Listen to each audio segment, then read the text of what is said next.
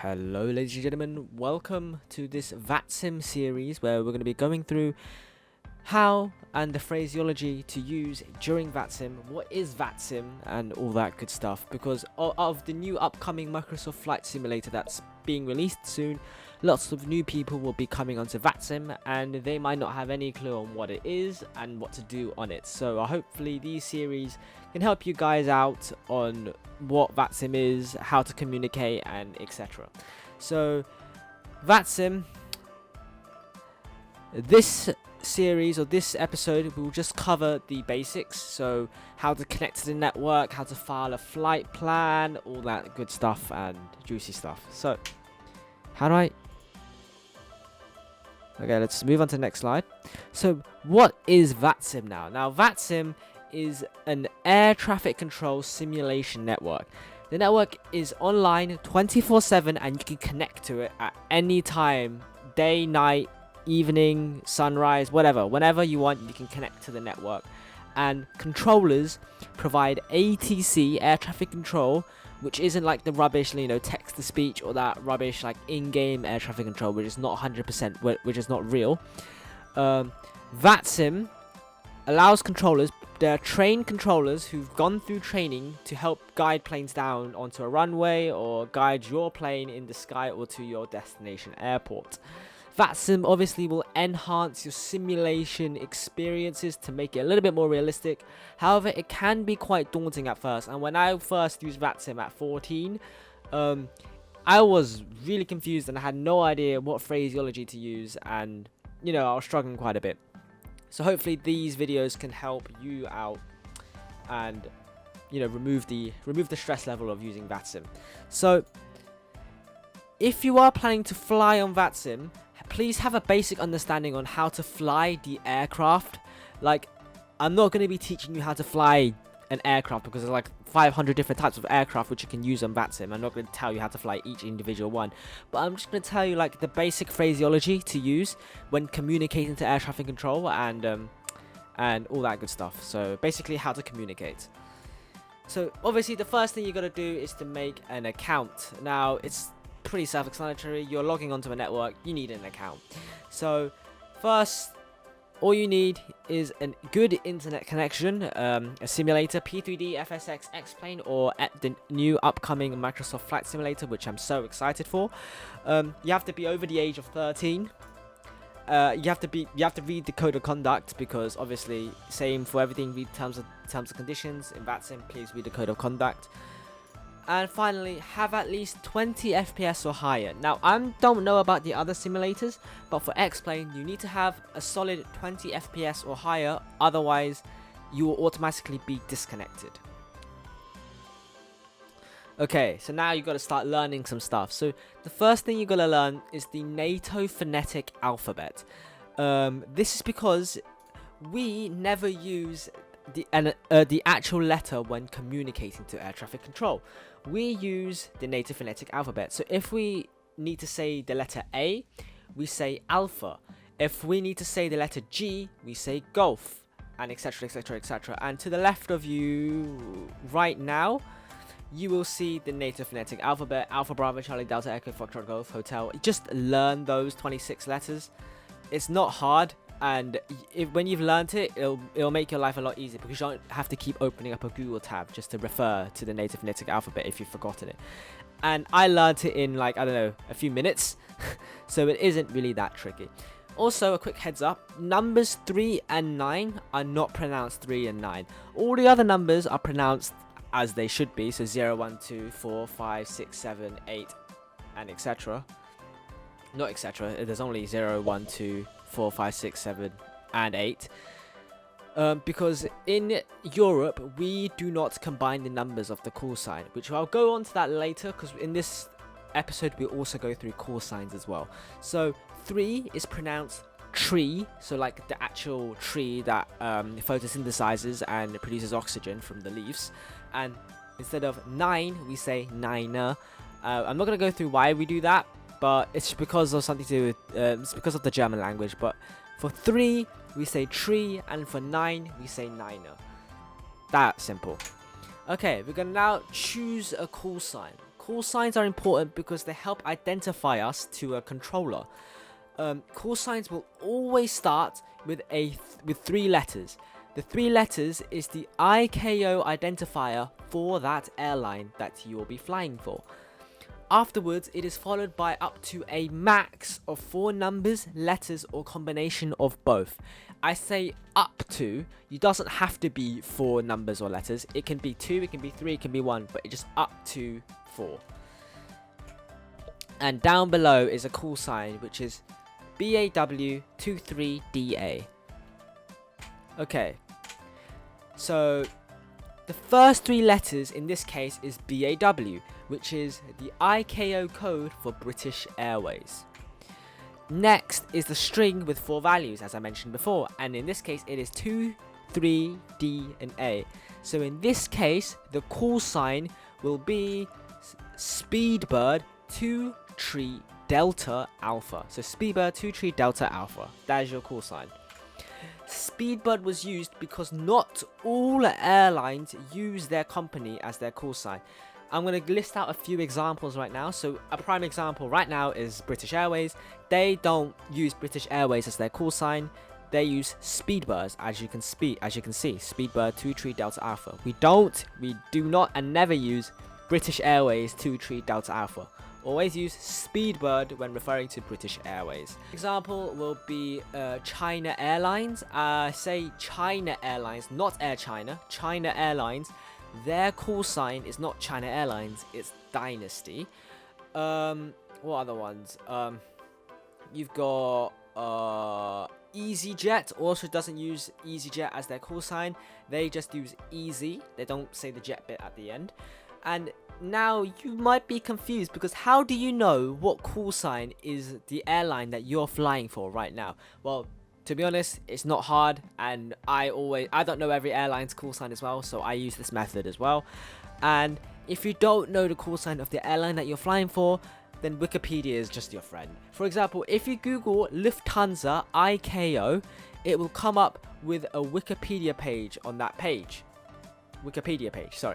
On that page, it will say the 3-letter ICAO code for Lufthansa, and it will say the call sign. So for Lufthansa, it will be DLH, Delta Lima Hotel, and the call sign for Lufthansa is just Lufthansa. And as you can see on the right here, you can see this is what comes up in Wikipedia. So ICAO DLH, and the call sign will be Lufthansa. Okay, sending a flight plan. First of all, you need to send a flight plan to Vatsim because, the controllers need to know where you're flying to and all that good stuff. Most dispatching programs now have an option where it auto copies the route, call sign, and etc. all done for you. You don't need to copy paste the route, it does it all for you. In this demo, I'm going to be using SimBrief. Please disconnect from the network when filing a flight plan because you'll get an error if you obviously are connected to the network.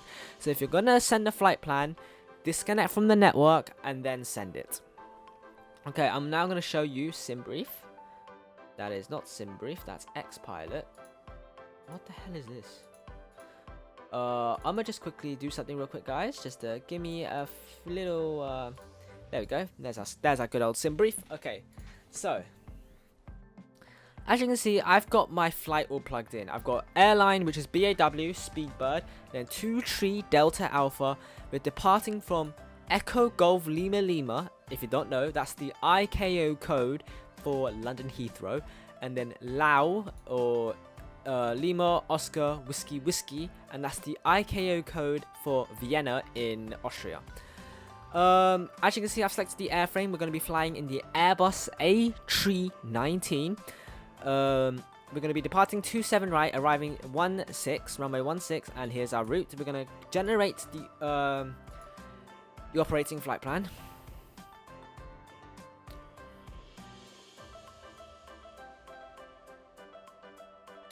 And as you can see here, everything's all good. Now, obviously, if you're going to be actually flying, you're going to have to verify this flight plan and all that stuff, which I'm not going to do because we're not going to be flying.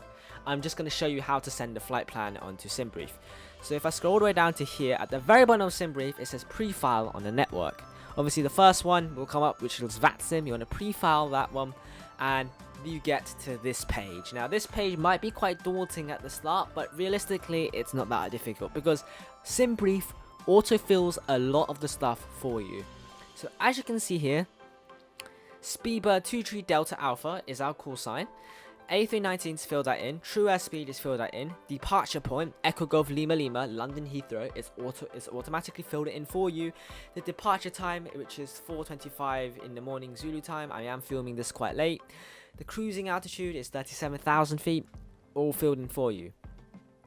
Route of the flight, it's filled in for you, but you might want to add something to it, which I'm going to do later. The destination, which is Lima Oscar Whiskey Whiskey Vienna, filled it in for you, and the estimated time, which is fills it in for you. Now the voice capabilities is the next thing which you want to pay attention to. Yeah, you can either do full voice, receive, and text only. Please select the one that you want to do.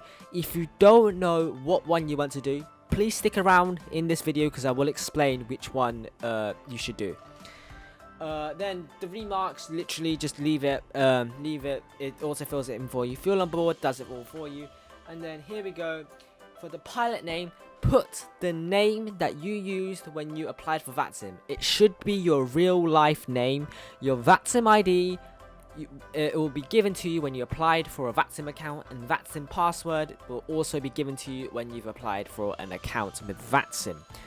Okay, after this is done, now you might want to put in a SID. This is optional. You don't have to put in a SID. I will explain why later. So for now, I'm going to put in a SID. So I'm going to go all the way back up here, and the SID we're going to be taking is the Det 2 Foxtrot, Delta Echo Tango 2 Foxtrot. And there we go. I've just pasted it in like that, and this is the flight plan. All done and dusted. All I have to do now is to press file flight plan. I'm not going to do it because I'm not going to be flying. That's why. So that's how you file a flight plan. That easy. Okay. I'm now going to go back over to the screen record. Close that down. Okay, so communication. Now, we have three ways of communicating to air traffic control. We can either use full voice, and that is what most people use. And this is, communication is fully done on voice. So just completely realistic. All communication will be done on voice. When you talk to air traffic control, you'll be speaking using your voice, and when you're listening to what the air traffic control is saying, you'll be listening through your headphones for their voice. Next is receive only. This is when you type your commands in, but the air traffic controller will reply using voice. And finally, you have text only. This is when all communication is done on text. Everything is done on text. Now, I would suggest you to start off with text, as it can be quite overwhelming doing voice for the first time. If you feel like voice is too overwhelming for you, you applied for voice, but it's too overwhelming, you can let the agency know that you are switching over to text, and they must accept it, because as a Vatsim controller, you must also accept text pilots as well. What I like to do when I first started off is start off with text, and I can see what the air traffic control is typing, and when I proceeded onwards and I got a bit more fluent with it, I can kind of predict what the air traffic control was going to say, and at that stage when I can predict it, I then switch to full voice, and now I completely use full voice, because full voice is what you're trying to aim for, because it's what the most realistic pilots use, because, you know, in real life, they use full voice to communicate. Okay, flight plan frequently asked questions. Do I need to file a flight plan if no ATC is present at my current airport? And the answer is yes. When you're flying, an ATC station can come online at any time, and they need a flight plan from you so they can know where you're flying to, your route, and etc. Do I need to file a SID or star? Now remember, I filed a SID, like I copied and pasted the SID over, but do you really need to? No, but you can. I typically like to file a SID and a star to show the controller what I want, and they can either accept or reject it. It's up to them, and it depends on the runway in use as well. However, you can leave it with no SID and they will assign one for you, which is completely fine. Some people leave it without a SID and the controller will assign one for you, but you know, I like to be ahead of the game and I like to assign a SID. But if you assign a SID and it gets rejected, then you need to be prepared for that, and you need to be prepared to say something back if your SID does get rejected. Okay, finally, we're going to be connecting to the network. Now, if you're using FSX or P3D, download VPILOT, because that's the one you'll be using to connect to the network. If you're using X-Plane, download XPILOT. Also, you might need to download some model matching. So if you're using X-Plane, download Bluebell CSL, and the link to that will be in the description. For FSX and P3D, I'm not too sure what you guys use. So if you want to know what you use, just Google FSX or P3D Vatsim model matching. Just Google that and you'll be able to find the answer there. When connecting to the network, you will need your Vatsim ID, your Vatsim password, a filed flight plan, and a call sign. And that's what the connect box looks like. I'm now going to show you. So I'm going to go over to XPILOT. You might be wondering why so in a minute you will see my XPILOT client, but you might be wondering why my connect button is grayed out, and the reason is because I am not connected to an active simulator. I don't have my X-Plane running, so that's why the connect button is grayed out, and it might be for you as well. So to get it to this solid white color so you can press the connect button, you will have to start up your simulator as well. Okay, so as you can see right now, excuse the time that I'm recording this quite late. As you can see right now, we are going to be connecting to the network, and this is what the XPILOT thing looks like. Now, I'm not going to be connecting to the network. I don't know why I said that. I'm not going to be connecting, but when you click the connect button, this is what you will see. What you would do is very, very simple. You put the call sign that you've filed. So remember when you filed a flight plan, it asks for your call sign. You'll put that exact same one in there. Your type code, which is your aircraft ICAO code. Again, same with if you do not know the airline ICAO code, you literally just Google it. If you don't know the ICAO code for your aircraft, just Google Airbus A330 200 ICAO code and it should come up. Or you can just type in A330 because I believe there's a drop down box, so you can just literally select it from there. So you put your type code for your aircraft, and then cell literally just leave it blank. Just leave the cell thing blank. You don't need to. And then press that big juicy connect button. That's it, and then you'll be connected. Now the next thing I want to go over is the configuring your XPILOT or VPILOT, and make sure that your headphones and microphones are set to the correct ones. Then start messing around with the volume. Start speaking into your microphone, making sure that on average the sound is in the green zone. We will configure the headphone sound in the next episode, so I will show you an example. So I'm going to go to settings. Oh, and when configuring it, obviously, put the Vatsim ID in there, your Vatsim password, your name, your home airport, which is the closest one to my home is London Heathrow, because I'm British. Then go over to here and then select your microphone device. So that's microphone 5 for me. And for my speakers, I select the my speakers, so my headphones.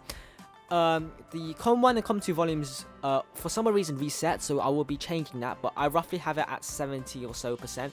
It will be different for you, from you guys, because you might like the air traffic controller to be really quiet, you might like the air traffic controller to be really loud, but for me 76% is my sweet spot. But we will configure the sound in the next episode. Then just leave that as that, wide VHF. Now, the realistic audio effects thing is up to you. Now, you can have it on if you want to, but it essentially makes it so people who are far away will have a little bit of a stuttery sound in their when they're transmitting, and that makes it more realistic, because if they are further away, you will hear some like static sound because they are further away, and it takes and the signal quality degrades the further you go. And your microphone volume is the key important bit. You do not want to be so loud that you kill everyone's ears on frequency. So just talk normally. So actually, I'm gonna do it now. Speedbird 2361, Speedbird 2361, and as you can talking, it's roughly in the green most of the time. So that's where you want to be, in the green. Now, obviously, when I'm recording this, it's obviously going to the red because I'm talking a lot louder when I'm recording. But when I normally talk, Speedbird 271, descend, maintain 6,500 feet, normally in the green. And then set your push to talk. So mine is the little button at the back of my joystick. It can be different for you. You can set it to whatever keyboard key you want it to, or something on your joystick. It does not matter. And there you go, you've just configured your XPILOT. So the next episode of Vatsim, we're going to be looking at how you can request your delivery and asking for clearance.